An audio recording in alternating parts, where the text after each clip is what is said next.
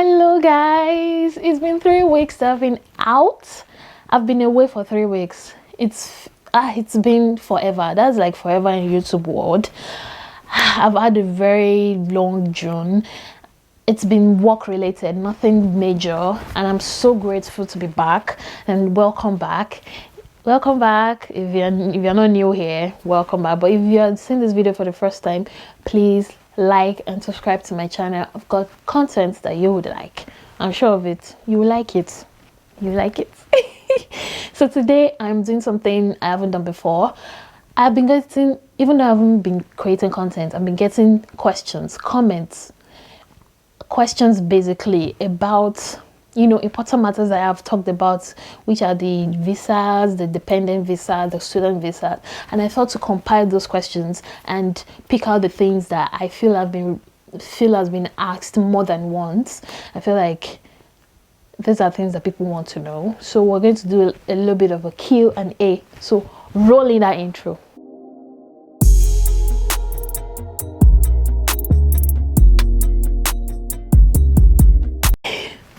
All right, welcome back. Yeah, so let's start with the first question. Let's just go right into it. The first one here says, how can I go about a student visa alongside my partner to the UK? First of all, get an admission to a university in the UK. It doesn't have to be England. Try other options. Go to Scotland. Try Northern Ireland. Try Wales. If you have, you don't have to go to England. UK is a very big country and they have many regions. You can try other places, but seriously, I'm just kidding. Try other places. I feel like England has been, it's been getting more traffic from people. So I feel like it might delay your process, your waiting time, because these universities are getting more applications day by day, especially from international students. So you can apply to other schools outside of England, and the internet is a very big place. You see top schools and you try and see the things that you're interested in and pick the course that you would like to have a master's degree in, and once you get your admission, you can now start to apply for the visa. I think that answers that. So it doesn't have to be you, or your partner can be the student. So if you're bringing in your partner, you have to decide who is going to be the student and who is going to be the dependent, and know that whoever is going to be the student can only work for 20 hours a week, whereas whoever is going to be the dependent can work full time. I hope that answers that. The second question: is it necessary for me to use my husband's surname for UK dependent visa? I am the dependent, while my husband is the student. No, it is not compulsory. The point is that the main thing they care about is that you guys are married. So show a proof of that marriage by tendering your marriage certificates and the other things like wedding pictures and whatever. That's what matters. Nobody cares about the surname parts. I understand why that might be like an issue, because I've been getting that question reoccurring. Is that correct? I've been getting that questions over and over again, and I feel like people are concerned that this might affect their application. No, it's not compulsory. They need a proof of your marriage. So if you didn't change your name, fine, as long as there's a proof that you got married. I think that's what's most important. The next question: is it only a marriage certificate I have to submit as a proof of marriage? Most people advise to keep my application simple and only the certificate is sufficient. That adding too many documents makes it complex. My belief is that you can never have too many documents. You can never submit too many documents. This is like an opportunity for you to prove that you are married. Yes, the marriage certificate is very important, but you can add other things. You can add other documents like wedding pictures, your chats together, transactions, something to show that you are truly married. So you can never have too many. You can't have too many documents. I don't know who said so. I don't know why they said so. There's nothing called complex document. As long as your documents are real, that's what matters. So please, by all means, submit the things that tie you and that man together, or that woman together, as a married couple. Those are the things that matter when it is time for them to consider your visa application. Yes. This question, my wife is on a student visa in the UK. We got married before she left, but she included me in the visa application. She is 10 years older than me. Do you think an age gap can lead to visa denial? So I am not an immigration officer and I don't work in the home office, so I wouldn't say for a fact that I know how much this matters, but I don't think so. No, I don't think so. Like I said, it boils down to you showing your proof of marriage. So I don't think you being older than your wife, or your wife being older than you, matters, as long as there's a proof of the marriage. So no, I don't think so.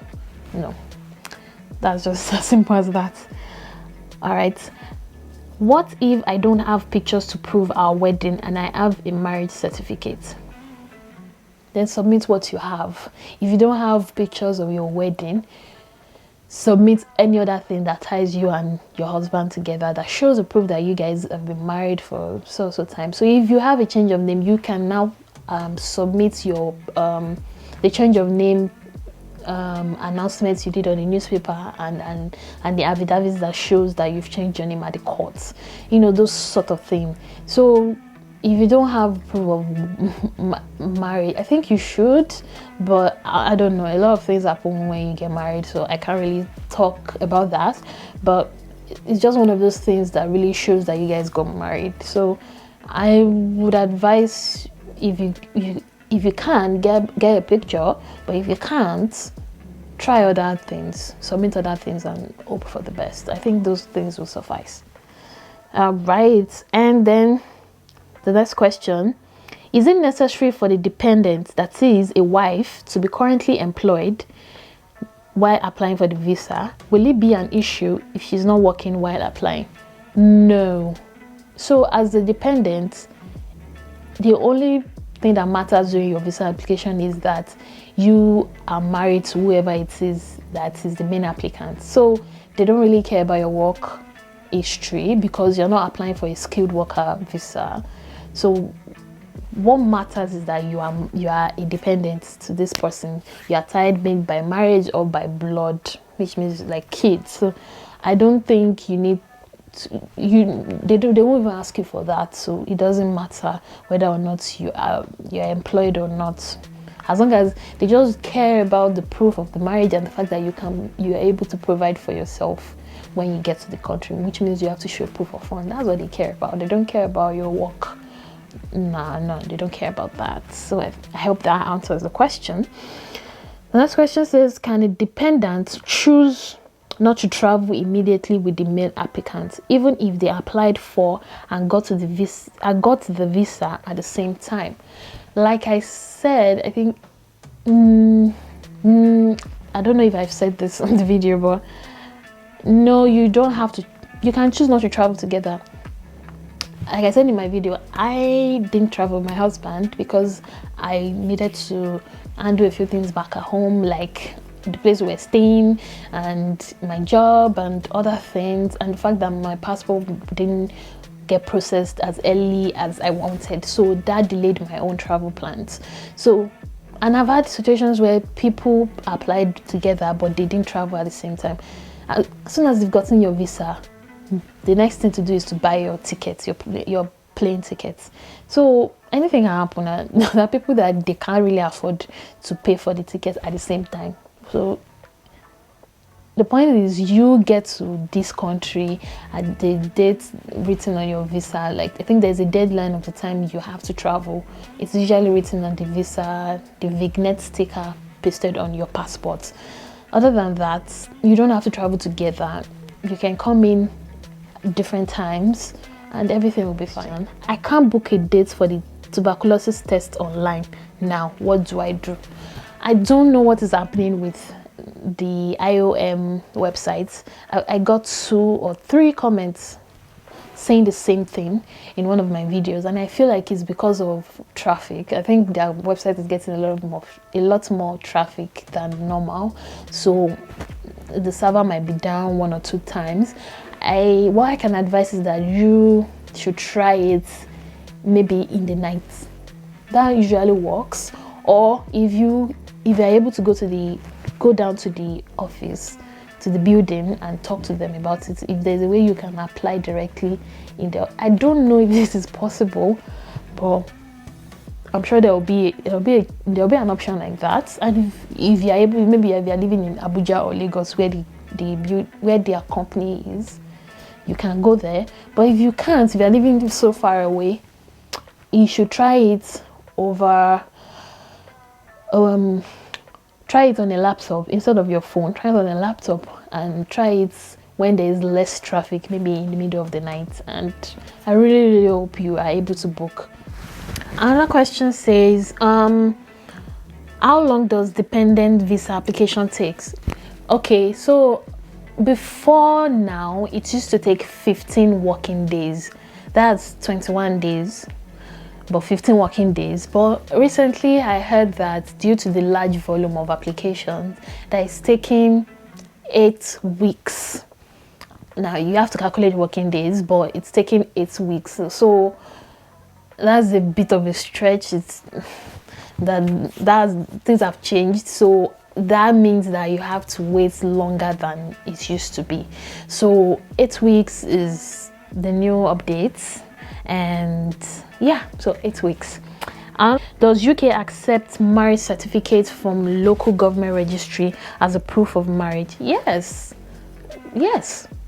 It's a local government registry is registered enough for you to do your wedding. So yes, of course. I don't. Is there any other place you can do it? I don't know. Another one, the final question. This is another question that I thought was very important for people who have already gotten the application and are already planning to come in maybe August or September. This says, during my visa application, I filled my university as the accommodation. What should my wife use as her address, because dependent cannot stay in a university accommodation when filling their visa application? Yes, it is true. If you're a student with dependents, you cannot have your family stay in a student accommodation.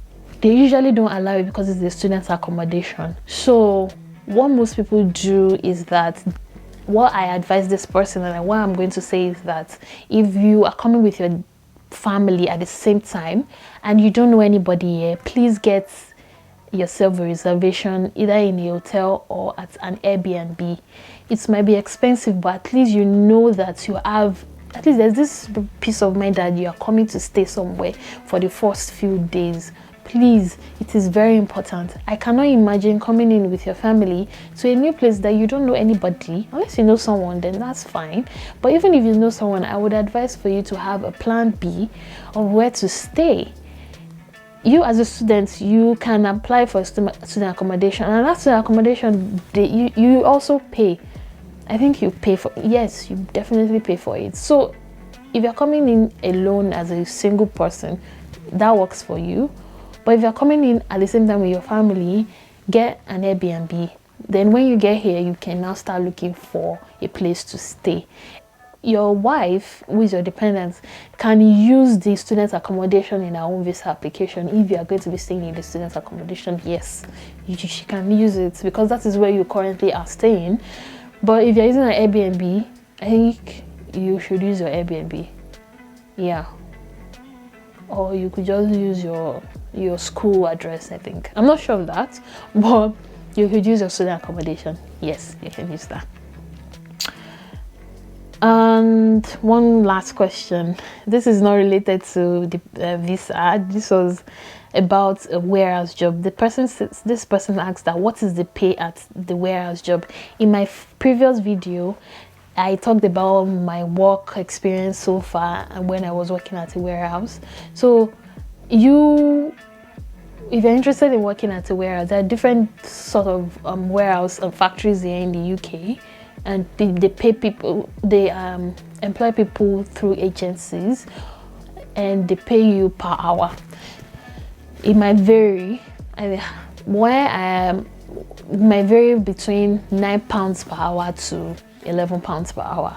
I don't know if they pay more than that for a warehouse job if you're not a manager, or if you've not been working there for a long period of time. I don't think so, but it's between £9 to £11 per hour. It might be more and it might be less. So yeah, that answers your question. I didn't want this video to be too long. If you have any other questions regarding, you know, applications, please let me know in the comment section below. And this July I have so much planned in terms of getting more content on my channel. I have so much planned, and I'm going to have more fun. And thank you guys for subscribing. My goal was originally to get 500 subscribers at the end of June, but I was able to get 300 plus subscribers, which is good, but I want more. So please subscribe, and please like this video and share. Thank you so much for subscribing, and thank you so much for always asking questions. It makes me feel like I am in a position where I can, you know, help people with, you know, with their questions. I try as much as possible to answer questions, to reply to comments. If you have any other questions, please let me know. And look, this is the end of the video basically, and I will see you next week. Bye.